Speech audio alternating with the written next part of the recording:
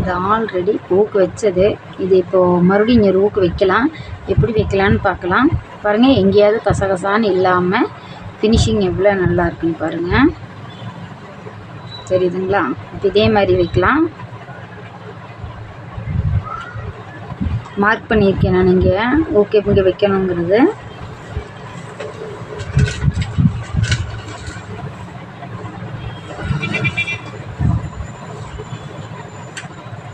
பார்த்துக்கோங்க, இங்கே மார்க் பண்ணியிருக்கேன். அதை இப்படி பிடிச்சிட்டு ஊக்கை வந்து இப்படி வச்சுக்கோணும். அதாவது எண்ணெய் பார்த்து வைக்கிற மாதிரி உங்களை பார்த்து நீங்கள் வச்சுக்கணும். வச்சு இதோட தலையில் வந்து கை வச்சுக்கணும் ஊக்கோட.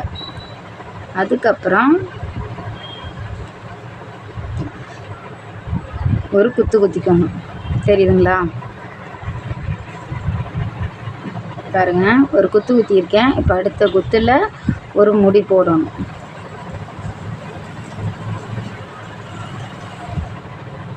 தெரியுதுங்களா?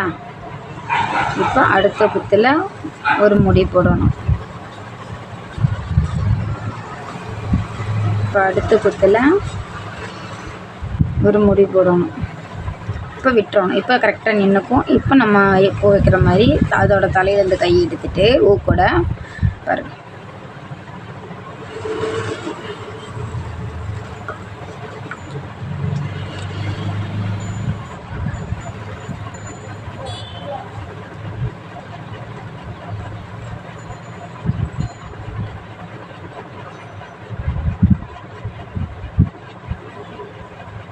தெரியுதுங்களா?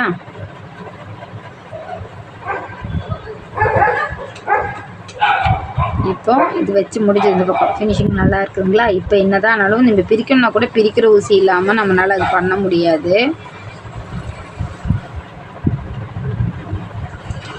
அதுக்கப்புறம் நல்லா பார்த்துக்கோங்க, இந்த துணி இந்த ஹோல்ஸ்க்கு இந்த வெளியில் பக்கத்துலேருந்து துணிக்குள்ளே குத்தி வெளியே எடுக்கணும். அதாவது அப்போ தான் கசகசான்னு நூல் வெளியில் தெரியாது. தெரியுதுங்களா? இப்போது இந்த தலையில் கையை வச்சுட்டு அடுத்த ஹோல்ஸில் குத்தணும்.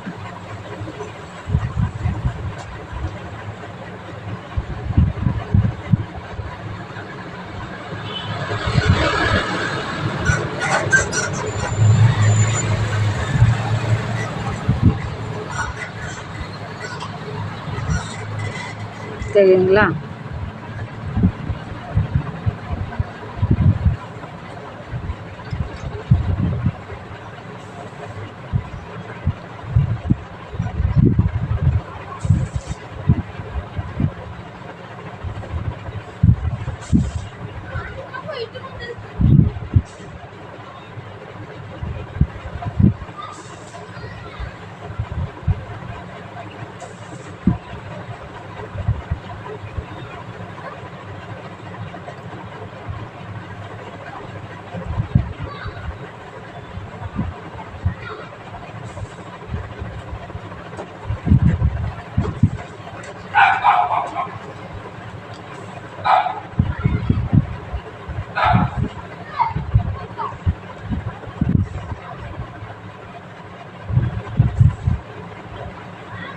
தெரியுங்களா?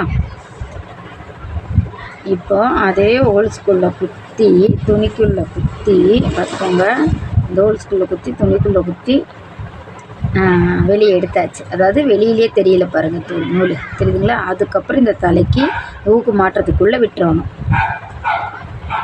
விட்டு மறுபடியும் அங்கே தைச்சோம் இல்லையா, முடி போட்டு அந்த மாதிரி தைச்சிரும்.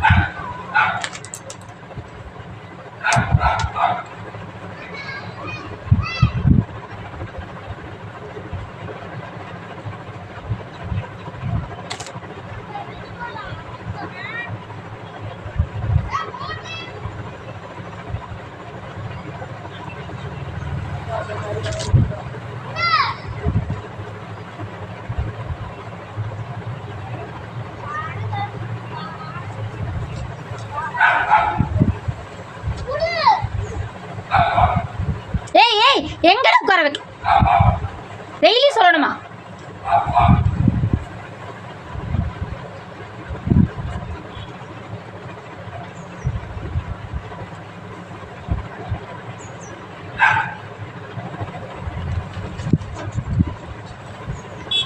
பாருங்கள் ஃபினிஷிங் எவ்வளோ பக்காவாக இருக்குது பாருங்கள். தெரியுதுங்களா? இப்படி தான் ஊக்கு வைக்கணும்.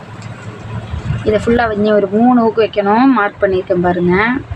அதையே நான் வச்சுட்டு உங்களுக்கு காமிக்கிறேன்.